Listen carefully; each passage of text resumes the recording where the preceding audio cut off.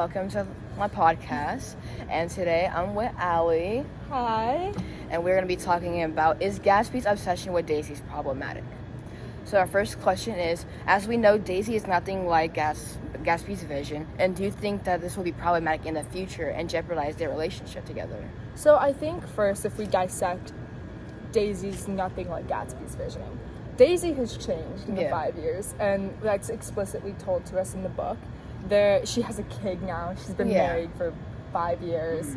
And her husband is cheating on her, and that does a lot to a woman.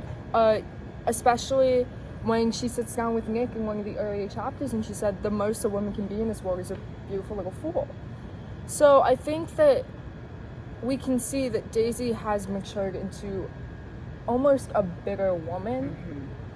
And by that notion, she's no longer the young girl that Gatsby met. Well, I feel like Gatsby sees Daisy as this beautiful, charming, rich, pure person, while underneath all of that facade that she wears, it's just very dark, cruel, and she doesn't really see people the way she sees. The way that she talked about her daughter while she was like, hey, come see my daughter, she's priceless. I feel like Daisy kind of meant it in look at my daughter, she is such a cool thing, but as more like a dog, like an object, or like a doll almost. Whenever you have a cool doll, you're like, hey, look at this doll. But this doll is Daisy's daughter. So I feel like it's very problematic for Gatsby because he's not really accepting this change very well. He's not accepting this new Daisy that is actually here now. Not only is he not accepting it, he's just not seeing it. There are so many red flags between the relationship, yet he ignores them all, and he thinks it's love, and he wants to marry her, and he wants her to leave her husband, which Daisy ultimately does not do. And so it is problematic in the future, especially from the standpoint of when you're in the beginning or the middle of the book. I know that I thought, maybe Daisy will leave Gatsby, but she is a character that has gone through hardship, and she's bitter, and she's changed, and that does jeopardize the relationship in the future. Well, I feel like what you said earlier about Gatsby not wanting to seeing this change, I just think that Gatsby at all just doesn't want to accept the change at all. He knows that the change is happening, but he just doesn't want to accept it.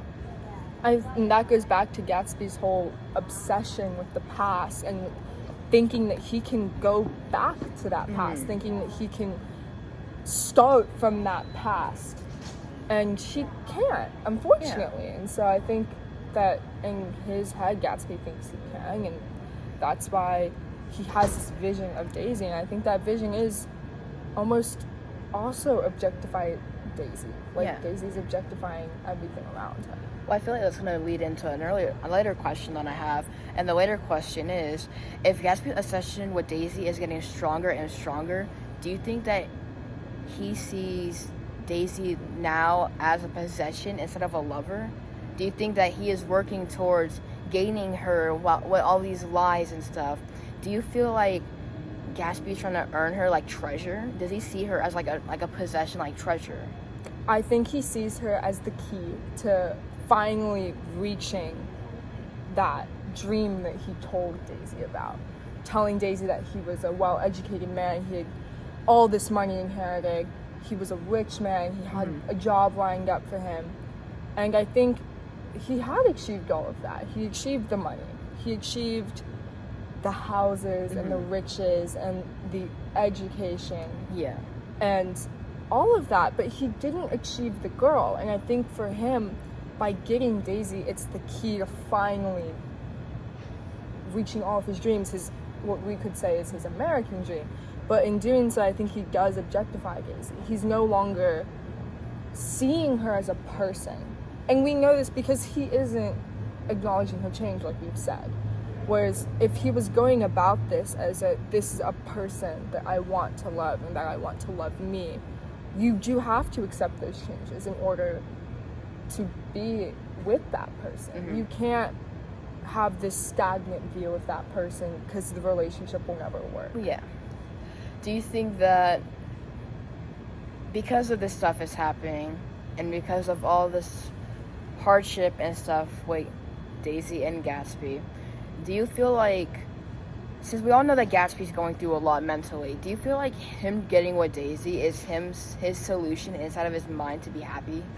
I think it is. I think that Daisy being the key to his American dream could never be anything more than a key to happiness, a key to finally feeling successful, finally like his life was meant for something. Because Gatsby did escape from, what we can assume is an abusive home, because his dad literally admits to hitting him. And we know that Gatsby as a person ran away from home. He worked in the mob. He bootlegged, which cannot be a very happy profession. Can't be a profession in which is always peaceful. And so I think Daisy is just a cherry on top. She's almost a solution to, like you said, she's a solution to all of this mental stuff that's going on within Gatsby. And I think Gatsby has this desire to prove himself to be such like a man of status, a man like Tom. Well, do you think that stuff like an obsession over a woman, do you think that happens in real life? And do you think that, like, from an obsession point of Gatsby wanting this person back in his life, do you feel like stuff like this happens in real life? I think it does. I think people can idolize people in their minds. A lot, like, we see a current example, Rex Orange County. People idolize him and his music because in his music he talks about such like a pure innocent love, and then it comes out that he has 6 counts of sexual assault against him.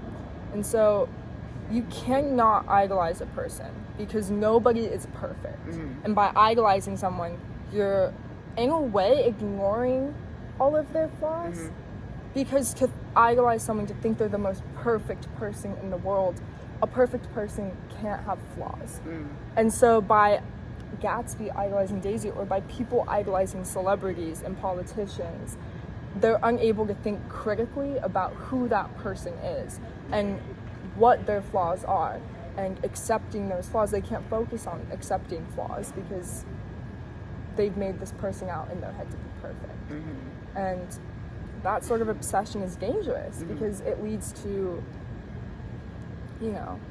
fights and, oh, you can't say that about this person. Or, again, being unable to separate the art from the artist, which is the only way I could think about it.